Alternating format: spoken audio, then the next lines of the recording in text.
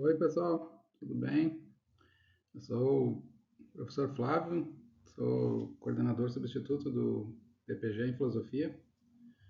O nosso coordenador tá com muitas tarefas, ele está organizando a coleta CAPES, né, que é um relatório de final de ano que se faz de final do período para CAPES, então ele me pediu para fazer essa apresentação para vocês. Eu vou comentar rapidamente a estrutura e o funcionamento do nosso programa. E depois, na parte final, então, as linhas de pesquisa mais que a gente tem atualmente.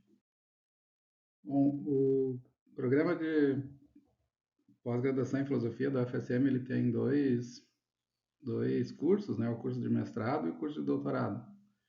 O mestrado, ele tem a duração de 24 meses, como é usual no Brasil. O doutorado, 48 meses ou 4 anos, né? Então, mestrado geralmente passa muito rápido, né? Um período bastante curto, então é importante, caso alguns de vocês tenham interesse em fazer mestrado, que já iniciem o trabalho, né? A pesquisa e o projeto na graduação, para ter um certo treinamento. No doutorado, daí é um trabalho mais maduro, então vocês têm um pouco mais de tempo e geralmente ele já é um andamento, né? Uma consolidação do que foi estudado durante o mestrado. Mas atualmente o programa tem nota 5 e em função disso então tem um número razoável, não é um número elevado, né? Não é um número que atende a todos os nossos alunos, mas a gente tem um número de 23 bolsas de doutorado. Esse número ele é aproximado porque eu conferi no relatório e tem uma bolsa que é empréstimo e tem outras duas que não ficou claro para mim se elas eram nossas ou qual que era a situação delas, mas tem em torno de 20 no doutorado e tem 13 no mestrado. Então, parece uma diferença grande, assim, na verdade, mas como a rotatividade no mestrado é maior, então a gente tem, que o mestrado dura metade do tempo, né? Então a gente tem praticamente o mesmo número de bolsas no mestrado e no doutorado. Agora eu não sei quantos alunos a gente tem, esse número eu não consegui ah, encontrar, porque eu não tenho acesso a alguns dos sistemas do programa, mas não é um número para todos os estudantes, embora assim os que mais precisem, né? E dependendo também depende muito da seleção, né? Às vezes tem uma seleção que entra muitos alunos, aí alguns ficam sem bolsa, né? Mas na média, assim, a gente tem atendido bem os alunos que procuram o programa, né? Os que mais precisam, principalmente. Tem alguns que não precisam, tem alguns que não podem. Os que mais precisam geralmente conseguem. Se tiverem também, né? Vale muito aqui o desempenho na prova de seleção. Então, se o aluno tiver um desempenho bom na seleção, normalmente ele consegue a bolsa, né? E pode daí desenvolver os seus estudos de uma maneira um pouco mais tranquila financeiramente, porque tem essa ajuda das agências, né, de pesquisa, a CAPES e o CNPq. Bom, o programa ele é um dos mais antigos do Rio Grande do Sul. Ele foi o primeiro programa de mestrado do interior do Rio Grande do Sul, fundado em 73. E ele ficou, lamentavelmente, assim, muitos anos se demorou até criar o curso de doutorado. E aí outras universidades criaram o curso antes, a URGS, a PUC, a Unicinos, acho que essas pelo menos, né? Então o programa perdeu um pouco do protagonismo, né, que ele tinha aqui no Rio Grande do Sul, no cenário gaúcho, em função digamos assim, demora, né? Porque se tem um programa de doutorado consolidado, ele vai ficando mais conhecido, né? E o nosso programa começou a funcionar em 2011, se eu não me engano, de doutorado, né? Então tem uma trajetória bem mais recente. Da, São 15 anos em torno disso. Mas nesses 15 anos, então eu acompanhei, eu entrei na FSM quando o doutorado estava iniciando, uma das primeiras turmas. Nesses 15 anos teve uma evolução muito grande, então claro que agora mudou bastante o cenário, tem muito mais universidades com doutorado, tem muita disputa, né, também por alunos. Antes a gente não tinha tanta competição. Então, alunos que se formam na Unicinos, se formam em Pelotas, eles já podem ficar na própria universidade, né? Então não tem mais tanta mobilidade que nem a gente tinha alguns anos atrás, né? Eu mesmo, eu fiz mestrado aqui, tinha um convênio com a USP na época, e depois eu fiz doutorado na URGS, porque a gente não tinha doutorado. Também porque é bom, né, mudar de universidade. Mas hoje praticamente todas as universidades têm mestrado e doutorado, né? Então um pouco da dinâmica assim de receber alunos de outras instituições, que é uma coisa que ajuda a qualificar o trabalho, essa dinâmica se enfraqueceu, né? Tem as seleções, né? Tem um número menor já de candidatos interessados. Então tudo isso tem colocado alguns desafios assim para o andamento dos programas. Mas o nosso programa, eu estava falando então desde que eu entrei, ele vem passando por uma mudança assim muito profunda no perfil dos professores. Era um programa já, como eu dizia, né, o mestrado é muito antigo, então tinha professores que estavam há muito tempo, que ajudaram a criar o doutorado e trabalharam por muitos anos como orientadores de mestrado. E boa parte desses professores estão saindo, né, alguns, quase todos, na verdade, né?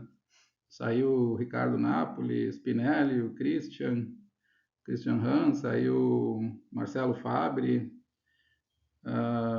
Jair, tem mais gente aí que eu estou esquecendo. E todos eles, então, teve uma mobilidade grande, né? Teve uma época que tinha o Rogério Severo, da URGS, que era professor aqui, agora está na URGS, a Janine Sattler, que está em Santa Catarina, o Vilmar Debona, que foi para Santa Catarina, então teve uma mobilidade grande. Tem um grupo bastante jovem agora, ou razoavelmente jovem, de professores, e essa mudança, então, eu vou falar um pouco mais depois, aí vocês vão ver, ela tem favorecido alguns movimentos internos, né, principalmente em relação à internacionalização.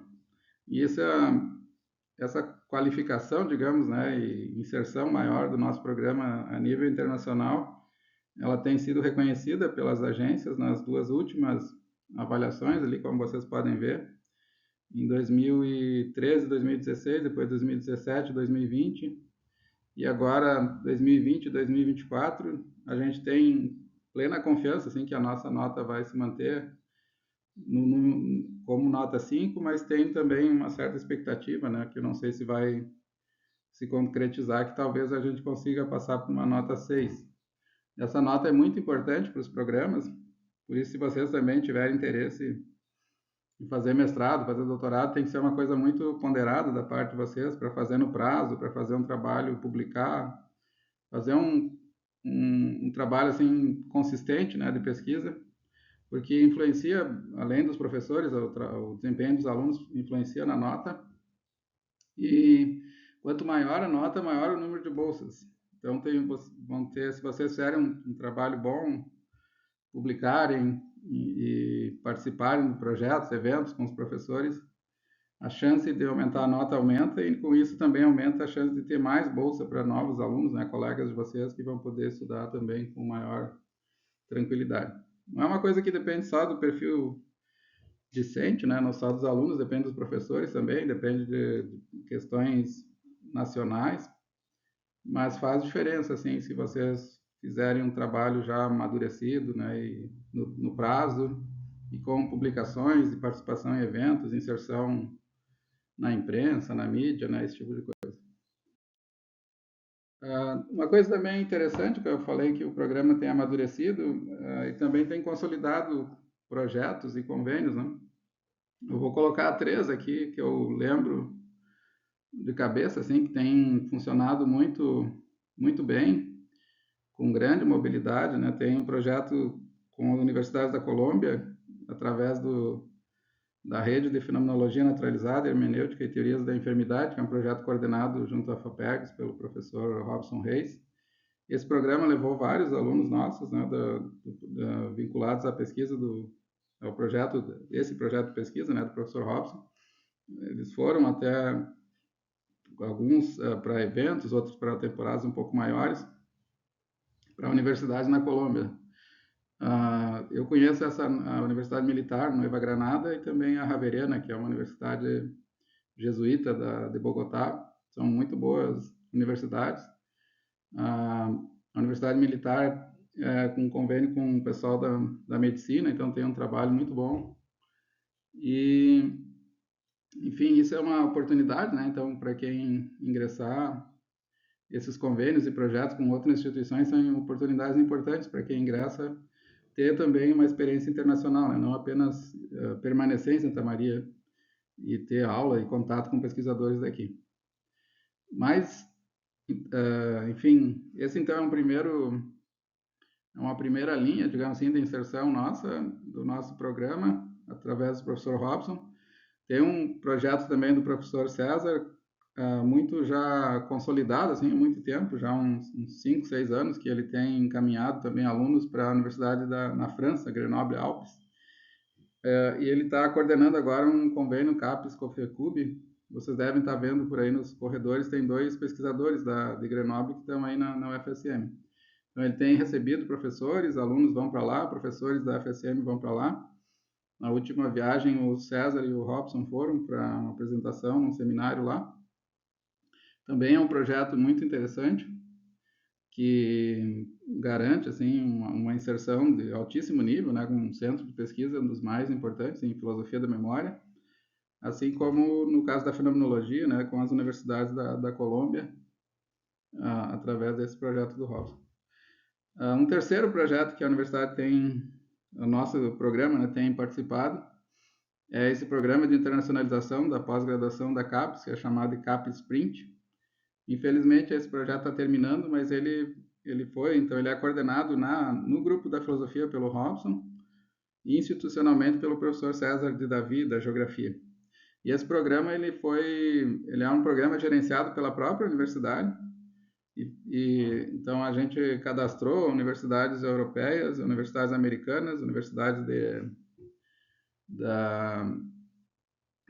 enfim, da América, né, também. E então tem a University of York, é onde eu estive agora recentemente, fiquei 6 meses lá. Essa é a Universidade de Köln, de Colônia, na Alemanha, onde o professor César, o professor Tcheg estiveram por um ano. E tem também agora, o programa está terminando, mas a gente, se desejasse, poderia viajar também para Boston, para Valência, na Espanha, para Portugal. Então tem uma série de países, né? Eu coloquei aqui os mais importantes, que com universidades desses países e professores desses países que são interlocutores do projeto, né? E nos Estados Unidos eu não conheço muito bem os contatos dos colegas, mas eu tenho contato na UC Davis, a Universidade da Califórnia em Davis. Então, se alguém desejar ir para lá, também só conversar. Eu fiquei um ano lá estudando como professor pesquisador de pós-doutorado, né? Então, eu conheço todo o departamento, posso ajudar quem tiver interesse. Então, isso é uma coisa que tem funcionado muito bem no programa, esses convênios que alguns pesquisadores têm conduzido, né? Eu não coloquei, eu acredito que tenha mais, né? Mas eu coloquei os projetos que me ocorreram, assim, que eu conheço, que estão funcionando, e tem alguns que talvez eu não conheça, né? Então, eu peço desculpas aí para vocês, que talvez eu não estou cobrindo, de fato, isso é uma coisa que pode acontecer nessa exposição, né? De eu não conseguir mapear todos os projetos que a gente tem feito, né? E todas as interlocuções.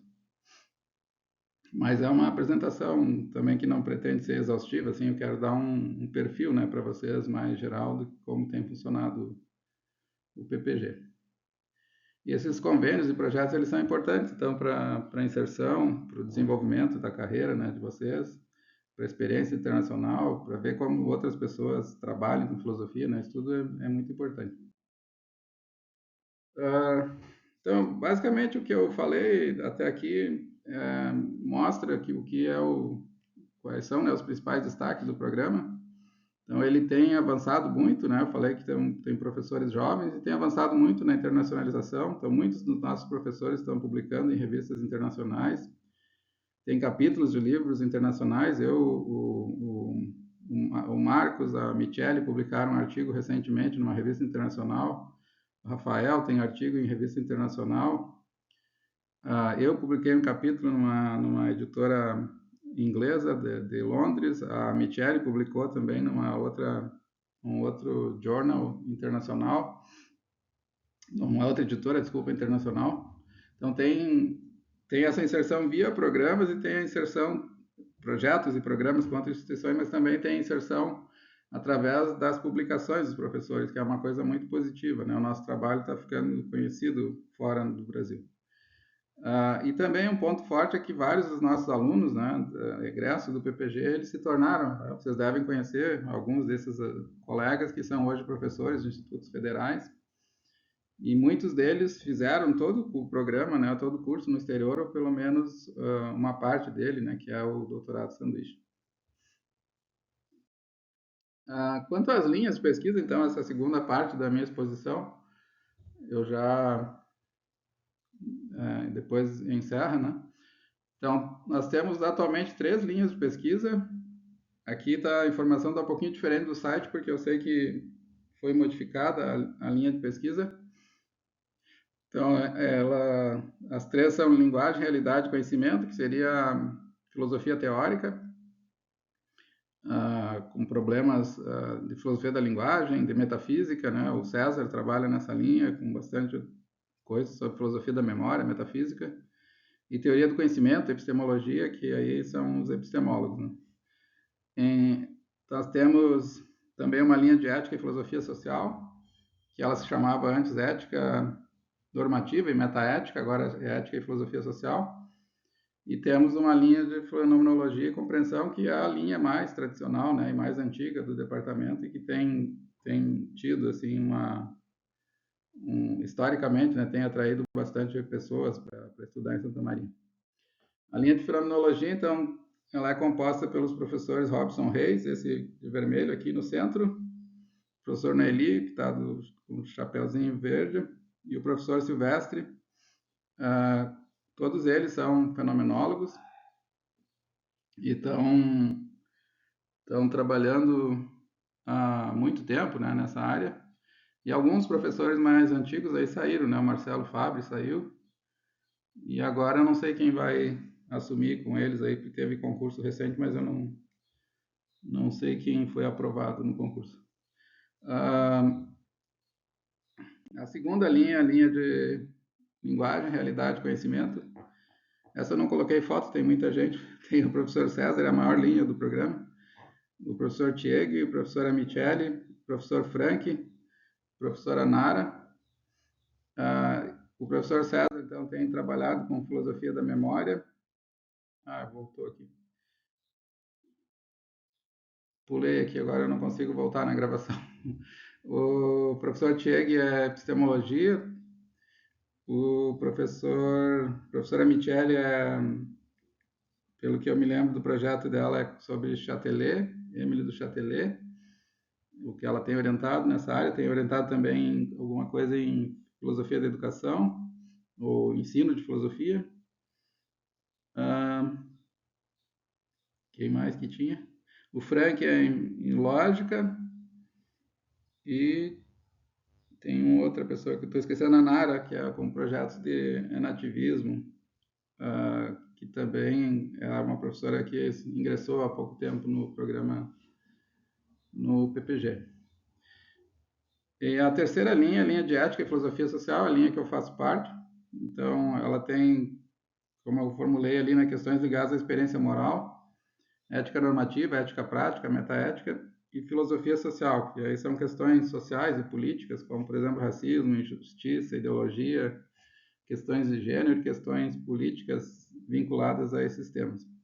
Aqui na filosofia social é principalmente o professor Marcos que tem trabalhado. Eu também não tive nenhum aluno ainda, mas eu orientaria, por exemplo, trabalhos sobre racismo, que me interessa, questões ligadas à raça, assim, me interessa por questões pessoais e também pelas minhas atividades de pesquisa. Os professores que atuam nessa área, então, são o Marcos Fanton, ele tem um projeto sobre cooperação e conflito no liberalismo político, o professor Eduardo Vicentino de Medeiros, norma e moralidade e críticas filosóficas ao casamento. Essas informações de projeto, acho que elas estão um pouco desatualizadas, né? Algumas coisas eu coloquei porque eu sabia, mas tem alguns que eu nem sei se estão corretas as informações. E o mais recente pesquisador que me mandou um resumo aqui foi o Rafael Vogelmann. Ele está trabalhando um projeto sobre construtivismo normativo e sentimentalismo avaliativo, que é uma área da metaética.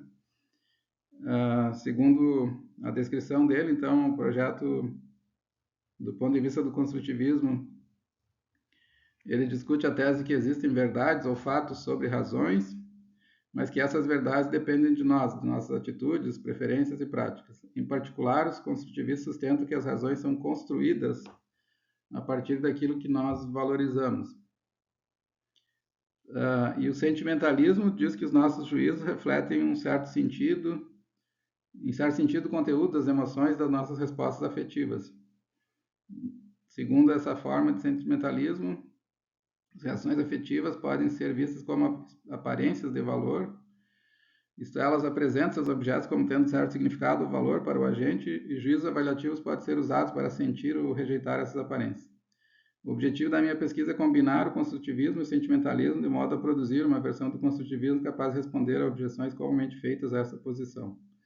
Eu pedi para o Rafael mandar uma versão compreensível, mas eu achei difícil de... Enfim, tem que pensar sobre o que ele falou, mas eu não sei se eu entendi bem o projeto dele. E por último, aqui então, na minha área de investigação, eu tenho estudado, eu sou um dos pioneiros, acho, no Brasil, na pesquisa com filosofia das emoções. Então, a minha área é de ética, mas eu tenho interesse na interface da ética com emoções, por isso eu coloquei ali moralidade e emoções.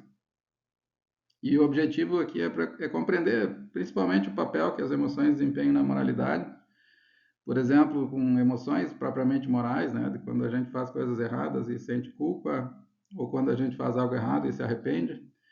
Quanto de emoções altruístas, como por exemplo a compaixão, que são emoções que elas não são propriamente morais, mas são emoções que elas não estão vinculadas a erro, digamos assim, a fazer algo errado do ponto de vista moral, mas são emoções que nos ajudam a do ponto de vista moral, né? Eu não coloquei ali, mas a raiva também pode ser colocada nessa lista, porque quando a gente sente compaixão, por exemplo, a nossa tendência é fazer algo para aliviar o sofrimento de outras pessoas. A empatia é uma certa apreensão, né, do sofrimento de outras pessoas, uma apreensão da experiência de outras pessoas, né? E se as pessoas tiverem um sofrimento, algum drama, a gente vai empatizar com esse sofrimento.